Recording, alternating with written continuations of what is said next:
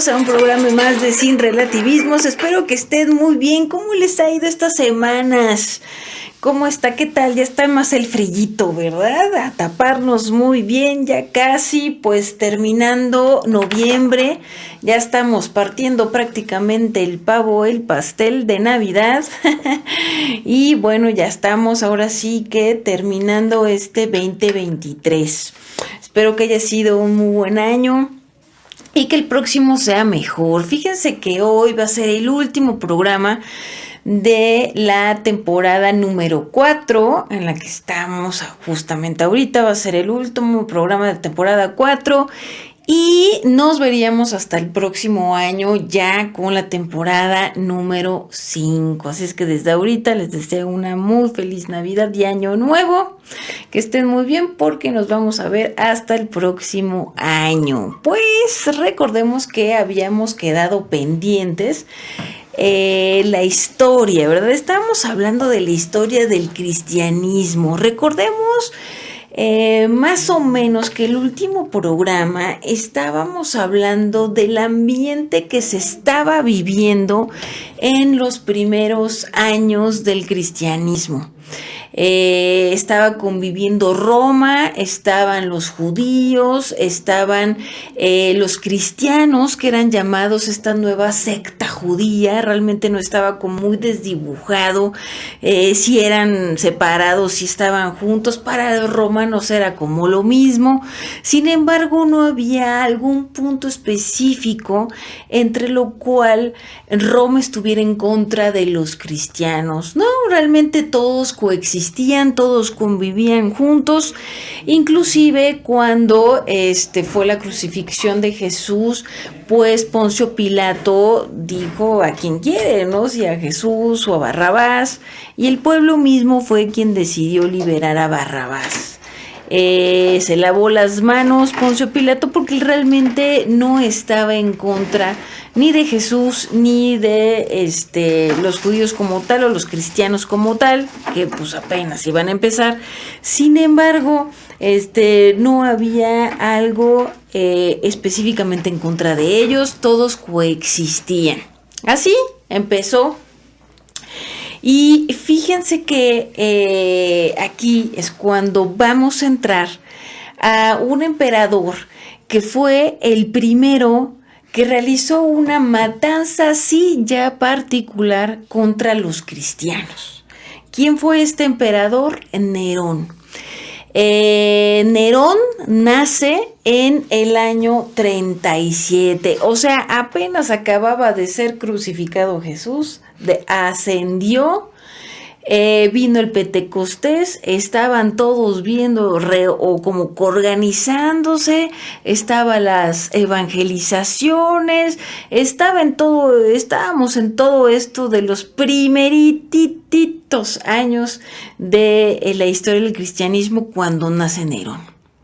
Nerón resulta ser sobrino de Calígula. Creo que todos hemos oído acerca de Calígula y de sus atrocidades, pues resulta que Nerón es su sobrino.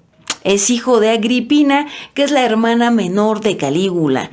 Entonces Nerón nace bajo el manto, por así decirlo, de ser sobrino del emperador. O sea, realmente de una cuna dinástica muy importante, no solamente por ser el sobrino de Calígula, sino por toda la ascendencia de su padre y de su madre, Agripina, que pues, descienden directamente de las primeras dinastías de Roma, que son los Julios y son los Claudios.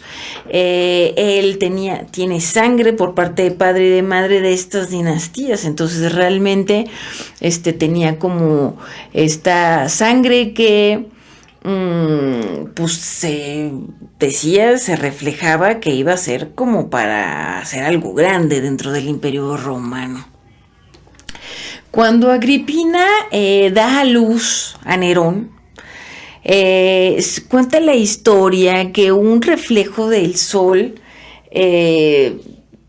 vino a través de la ventana y reflejó a Nerón como un sol, como una especie de luz reflejada en él. Y por lo tanto a Agripina dijo, no, pues va a ser realmente grande. Agripina va y consulta hechiceras y consulta a brujos y le dicen, pues ten cuidado, porque aquí estamos viendo que este hijo tuyo te va a matar.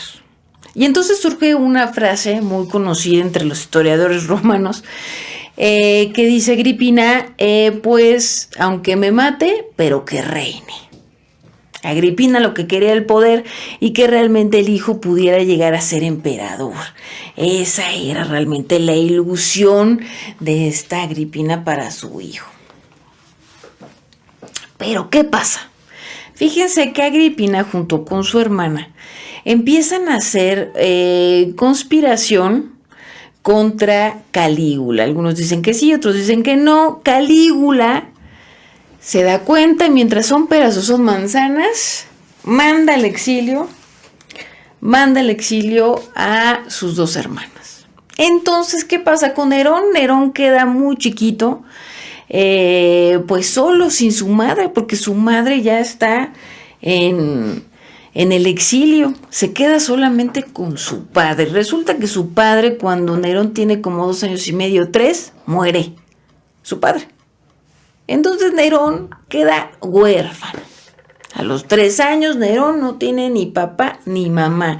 ¿Quién lo cuida? Pues resulta que lo cuida la pareja del papá de Nerón en ese momento y algunos sirvientes. O sea, realmente su educación en los primeros años de infancia, de infante y de niño, pues transcurren con los sirvientes. Se dice que el peluquero y esta especie de madrastra o esta persona que estaba a cargo de la crianza y el cuidado de Nerón, pues realmente no lo cuidaba, Entonces Nerón creció prácticamente solo, no había quien estuviera a su lado. Realmente no tenía esta educación, ni siquiera como un niño normal, menos como un aristócrata y como todo esto, ¿no? Toda la estirpe ascendente que contaba Nerón, pues no. Al final, nadie de ellos lo estaba cuidando, ni enseñando, ni educando, ni nada. ¿Qué pasa? Muere Calígula. Calígula muere. Se ve que estaba comiendo y cae muerto Calígula. ¿Qué pasa entonces? Asciende Claudio. ¿Y qué pasa con el nuevo emperador Claudio? Pues dice, no tiene ningún... pues ahora sí que ya no hay ninguna razón para que Agripina y su hermana estén en el exilio, entonces las trae. Ahí es cuando Agripina se reencuentra con Nerón y empieza como tratar de educarlo ya como para una estirpe pues aristocrática. Resulta que Claudio se casa con Agripina. Fíjense, el emperador de ese entonces agarra a Agripina como su esposa y entonces Nerón pasa a ser el hijastro, ¿no? El hijastro del emperador. Entonces, es cuando Agripina dice, no, pues hay que educar a este niño. Ya estamos en el primer plano de los emperadores, ¿no? O sea, ya está completamente bifurcado para que pueda llegar a ser emperador. Entonces, un gran amigo de Agripina era Séneca. Les han escuchado acerca de Séneca, les suena Séneca.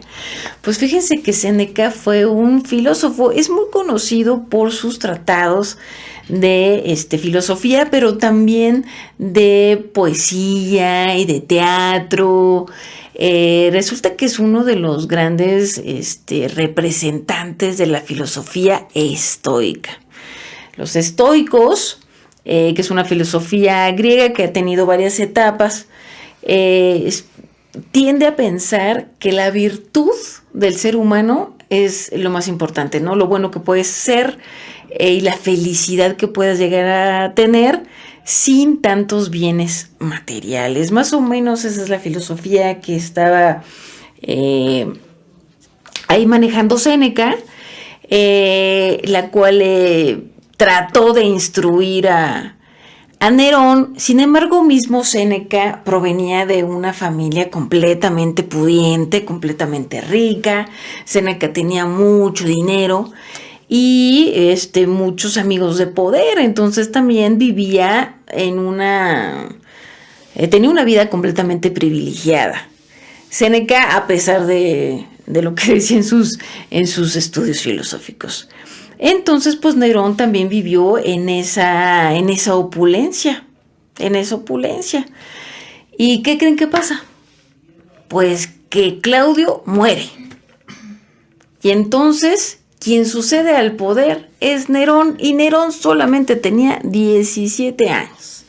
17 añitos, Nerón sucede al poder, pero como era muy joven, ¿quién creen que empieza a gobernar?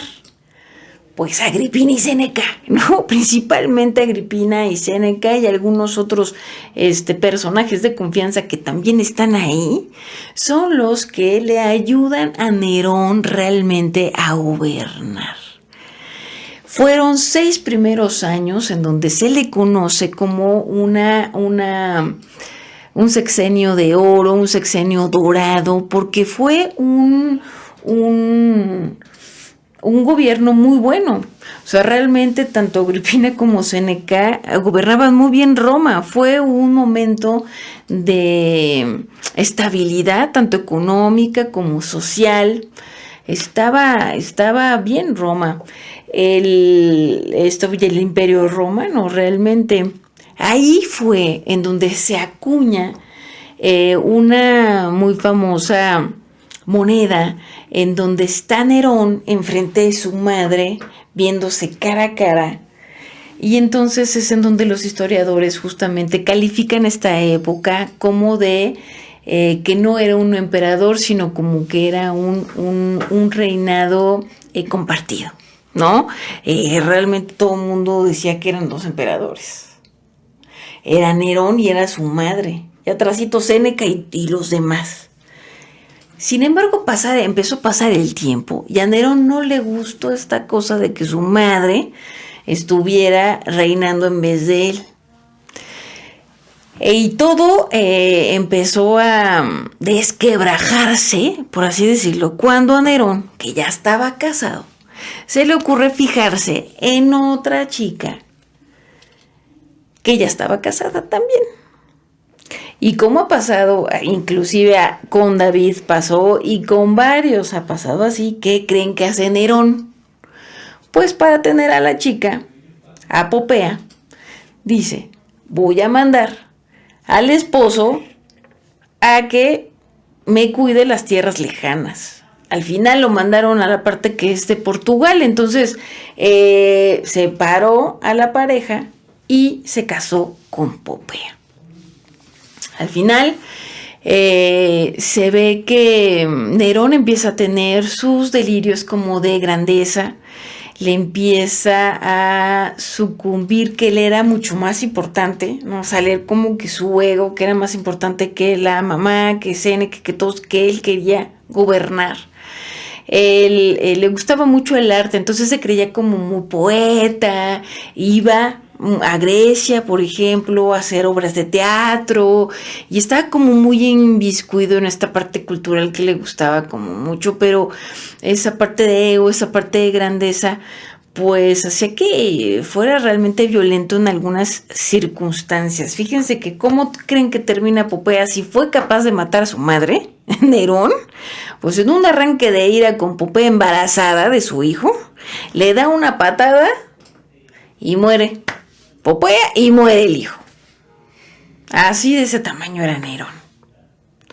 Entonces estábamos en esos ya, un Nerón veinteañero, 20 y tantos años, cuando fíjense que, y aquí es donde salen los cristianos a aparecer en esta historia, que justamente fíjense que les doy la fecha exacta, que fue el 18 de julio del 64. Del año 64, 18 de julio de 64, empieza un gran incendio en Roma.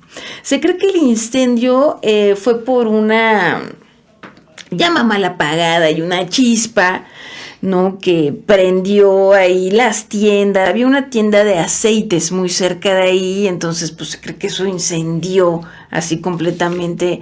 Empezó el incendio enorme que provocó que gran parte del centro de Roma se consumiera completamente. Fíjense que estaba dividido en distritos en ese entonces, eran 14 distritos los de Roma, de los cuales 10 se consumieron completamente en el incendio. O sea, fue un incendio devastador. En ese momento Nerón no estaba en Roma, estaba como en su casa de campo. Le avisaron, regresó, intentó organizar todo para que se aplacara el incendio. Sin embargo, duró pues 6 días enteros y 7 noches. O sea, lo consumieron a la 7ª noche, pudieron apagar ese fuego, pero pues fueron muchísimos días. O sea, se consumió gran parte de pues tiendas, casas y todo de cómo vivía la gente en ese momento, ¿no? Entonces, mismo Nerón abrió su palacio para que ahí hubiera gente, las damnificados y todo estuvieran ahí, tuvieran atención. Sin embargo, había un gran rumor.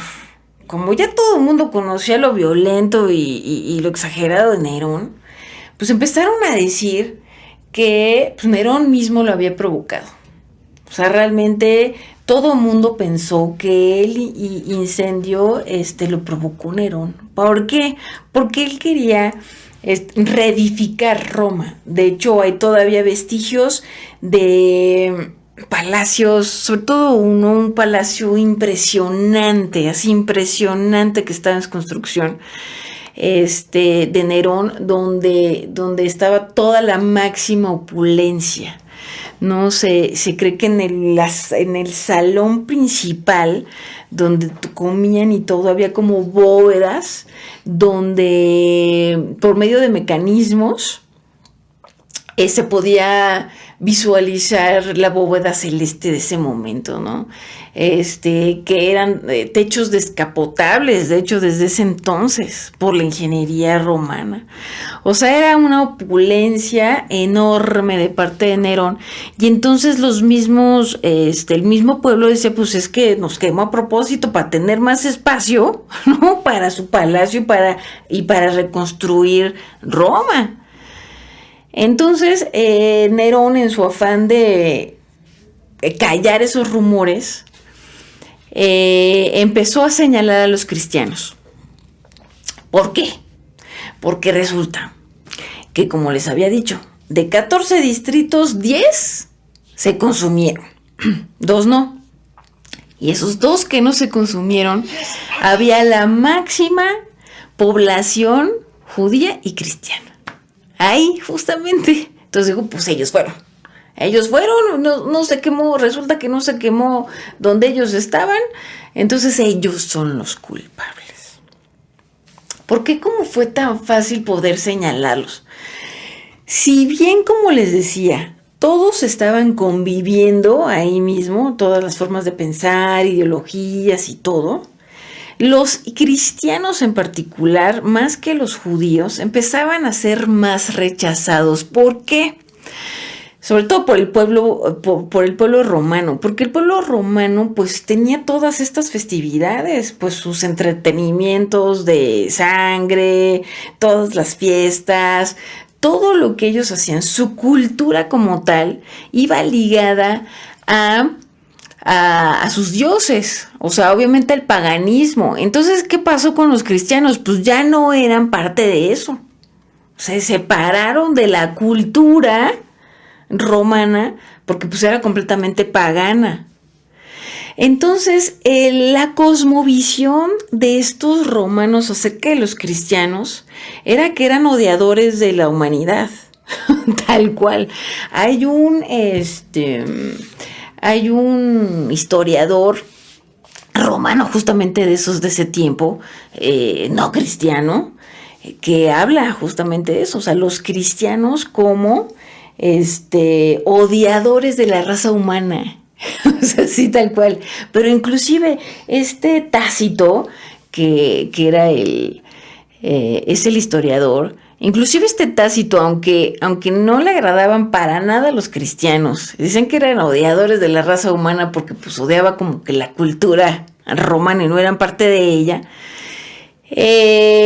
sí puso y escribió que pues los cristianos tal cual pues no pudieron haber sido los iniciadores del incendio, ni Nerón, o sea, tampoco. O sea, la verdad es que en la historia misma se habla que fue de un accidente, o sea, un accidente, pero que pues vean todo lo que provocó.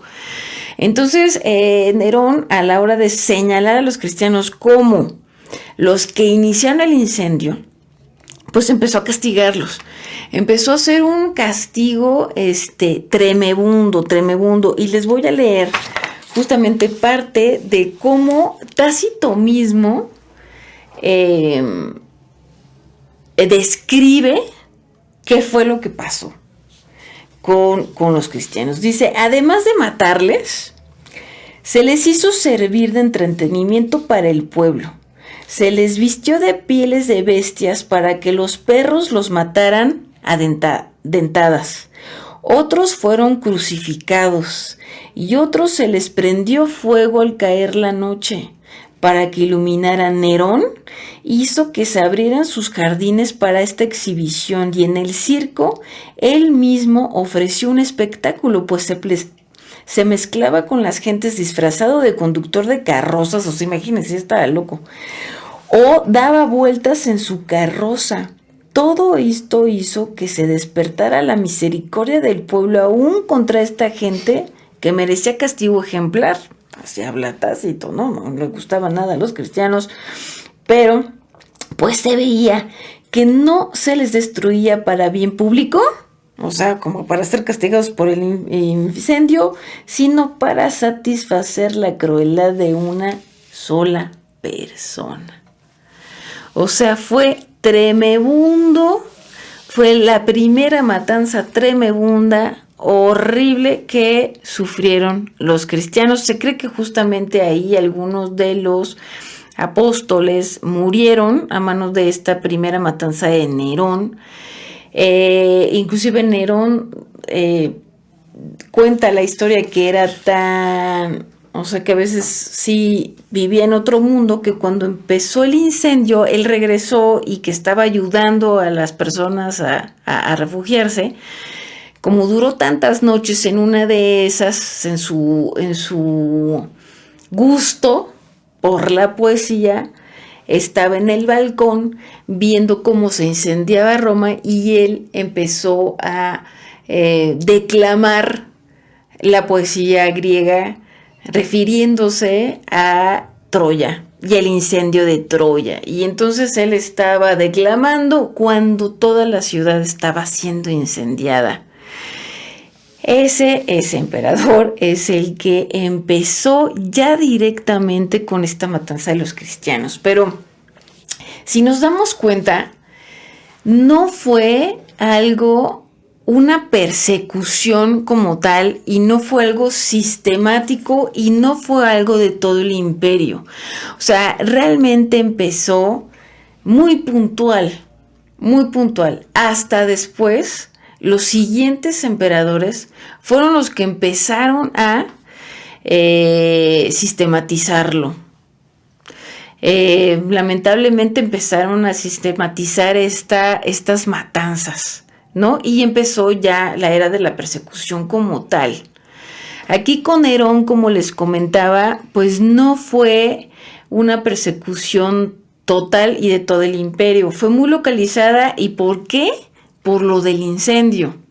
Realmente empezó todo por parte del incendio. Pero se creó un antecedente. Algunos historiadores dicen que sí, ya Nerón fue el primero que empezó a poner como antecedentes legales para que se les persiguiera a los cristianos. Sin embargo, pues no fue así. Después de esa matanza ya no siguió persiguiéndolos. Algunos años siguientes tampoco hubo persecución. Con el siguiente emperador, hubieron muchos emperadores después de Nerón. En un año, fíjense, hubo 4. ¿Y qué pasó con Nerón? Pues Nerón termina suicidándose. En el año 69, 68, 69. Porque pues ya no era aclamado, no era venerado, todo el mundo no quería estar con él y había rebeliones en el imperio que iban en contra de él y a matarlo ya. Entre ellos, ¿quién creen? Pues Otto, el esposo de Popea que había mandado a Portugal. Pues el de Portugal se unió con el de España y dijo, vámonos en contra del Imperio Romano, vamos a matar a Nerón. Pero antes de que llegaran ellos, Nerón se suicida. Y entonces pues hubo ahí una sucesión de emperadores y hasta el emperador Domiciano hubo otra mini persecución, por así decirlo, y después ya fue cuando empezaron ya las grandes persecuciones en contra de los cristianos. ¿Por qué es bueno conocer esta parte de la historia? Primero porque de ahí venimos, ¿no? O sea, esa es la parte de todo lo que vivieron los primeros cristianos. ¿Cómo el Señor nos está llamando ahora a vivir nuestro cristianismo? Pues parte como lo hicieron los cristianos del libro de Hechos, que hablaban con denuedo, que predicaban, que evangelizaban, que echaban fuera demonios, que sanaban, que estaban llenos del Espíritu Santo. Pero, ¿qué pasaba también? Pues eran completamente perseguidos. Y la misma palabra nos dice que en algún momento nosotros también vamos a sufrir persecución. ¿Qué sería como nuevo en esta parte occidental del mundo que realmente pues no la vivimos como tal? A lo mejor lo podemos estar viviendo de los que están cerca de nosotros, algún cierto rechazo, en redes sociales, no rechazo, pero pues nada en comparación a lo que leímos de qué fue lo que pasó con los cristianos que vivían en Roma con Nerón. Nada que ver.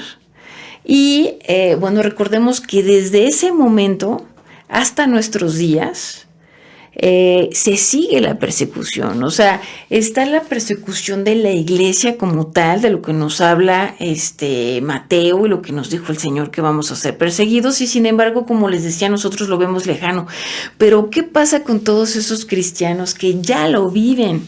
Que viven en países árabes, que viven en países muy politeístas como India, como China. O sea, todos esos cristianos que ya viven ahí, no les es ajeno para nada la palabra persecución por la fe. Para nada. Y realmente tenemos muchos, los cristianos como occidentales, por así decirlo, americanos,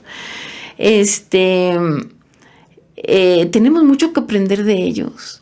Porque ellos ya ahorita, como en esos entonces, viven la fe a través de que pueden perder su vida. O sea, a través de una profundidad muy, muy arraigada, en donde no es ya, pues ya no quiero ir el domingo, no, ay, qué flojera ir el domingo, o voy a calentar la banquita, o ay, ahora estuvo muy ruidosa la iglesia, ya no voy a ir, o ahora ya, pusieron una luz muy grande y ya me refleja y ya no puedo ver el escenario y entonces ya no quiero, oye, el hermanito me trató mal y entonces ya no voy, y ya no soy cristiano, ya me alejo, ya no creo en nada. O sea, no. O sea, esas personas viven su fe de una manera completamente diferente, como la veían ellos. Y de alguna manera el Señor nos está regresando, ¿no? A esta parte. ¿Por qué? Porque debemos de despojarnos. El Señor nos está llamando a despojarnos de estas superficialidades y realmente vivir nuestra fe en la manera más profunda. en donde si es necesario en algún momento de nuestras vidas dar la vida por nuestra fe o por Cristo, como Él la dio por nosotros, hacerlo así. ¿Estamos realmente preparados como esos cristianos a vivirlo? A vivirlo. Y no solamente a nosotros, a nuestras familias también. A ellos los amenazaban con matar al esposo, matar al hijo. Y aún así, mataban al esposo y mataban al hijo. Y aún así, no renegar o apostatar de la fe. Ahorita estamos viviendo en un tiempo en el que debemos cada vez cimentarnos más, que esta fe realmente sea profunda.